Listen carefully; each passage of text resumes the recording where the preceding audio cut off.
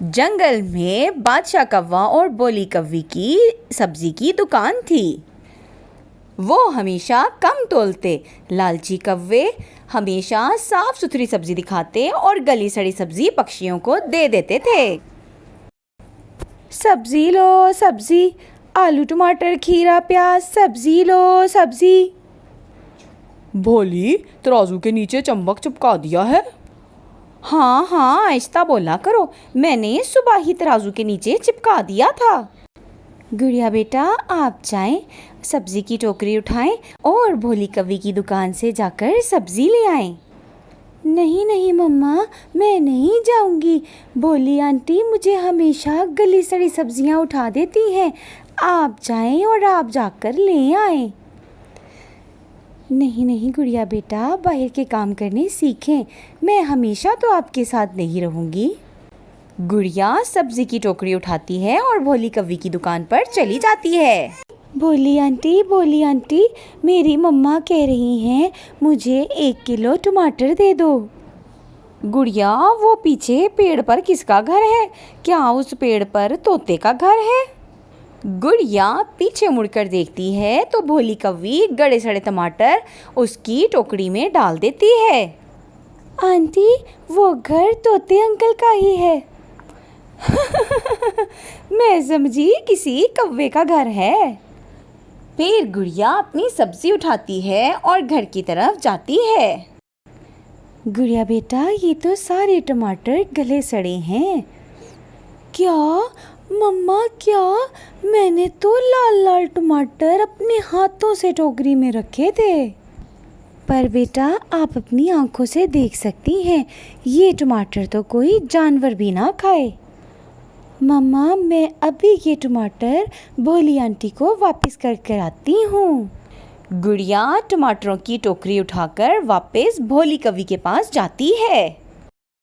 भोली आंटी, मैंने पैसे अच्छे टमाटरों के लिए दिए थे, लेकिन ये टमाटर तो गले सड़े हैं। तुम्हारे घर जाकर सब्जी खराब हो जाए तो मेरा क्या दोष है? मैंने कौन सा खुद खराब किए है ये सब्जी? आप ये गली सड़ी सब्जी रखें और मुझे नए टमाटर दें। छोटी चिड़िया, आहिस्ता बोल, मेरे ग्राहक सुन रहे हैं। मैं सबको बताऊंगी कि आप अच्छे दाम लेकर गली सड़ी सब्जियां देते हैं।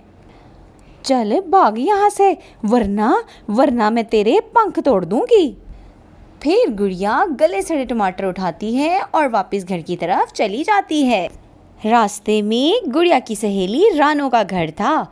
गुड़िया अपनी दोस्त रानो के घर जाती है और उसको सारी बात बताती है।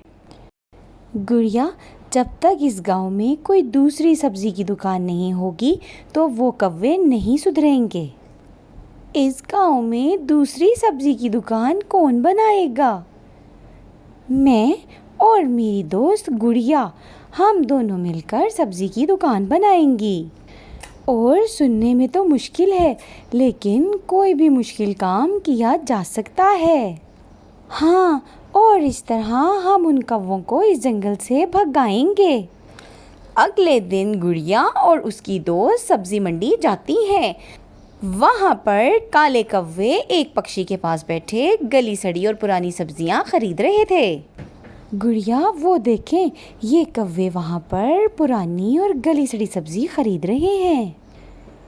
फिर गुड़िया और उसकी दोस्त मंडी से ताज़ी सब्जी लेती हैं और गांव आकर सब्जी की दुकान सजा लेती हैं।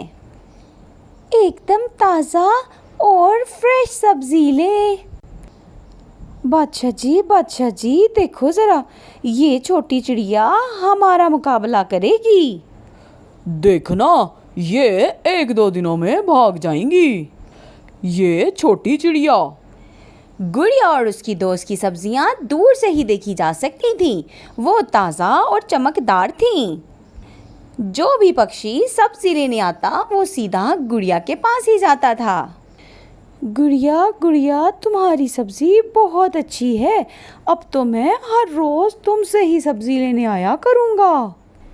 मिट्ठू अंकल, हमने आप सभी पक्षियों के लिए अच्छी सब्ज़ी लगानी शुरू की है, क्योंकि हम आप सबको गली सड़ी सब्ज़ी खाता नहीं देख सकते थे। शाम तक कौवे बैठे रहते हैं, उनकी सब्ज़ी वैसी की वैसी पड़ी हुई थी। कालू जी, सब्ज़ी की सारी टोकरियाँ उठाओ और इनको पानी में बहा दो। अब हमारे पास कोई ग्राहक नहीं आएगा। सारी सब्जियां खराब हो गई हैं। आज का दिन तो नुकसान में गया। फिर बादशाह कौवा वो सब्जी की टोकरी उठाता है और नदी में बहा देता है। ऐसे ही दूसरा दिन हो जाता है। कौवों की सारी सब्जी खराब हो जाती है। कौवो, काले कौवो, कौन लेगा तुम लोगों से ये गली सड़ी सब्जी? अब तो हम गुड़िया से ही सब्जी लेंगे।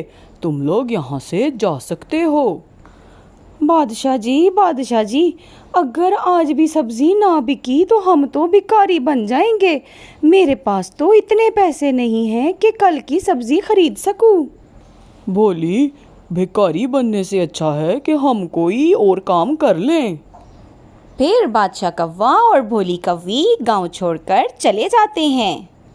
फिर गुड़िया और उसकी दोस्त इस गांव में ताज़ा सब्जियां सजा के बैठी हुई होती है और गांव के सभी पक्षी उनसे ताज़ा सब्जियां ले रहे होते हैं। प्यारे दोस्तों, अगर आपको मेरी कहानी अच्छी लगी हो तो अपने दोस्तों के साथ शेयर करें और मेरे चैनल को सब्सक्राइब करना मत भूलना।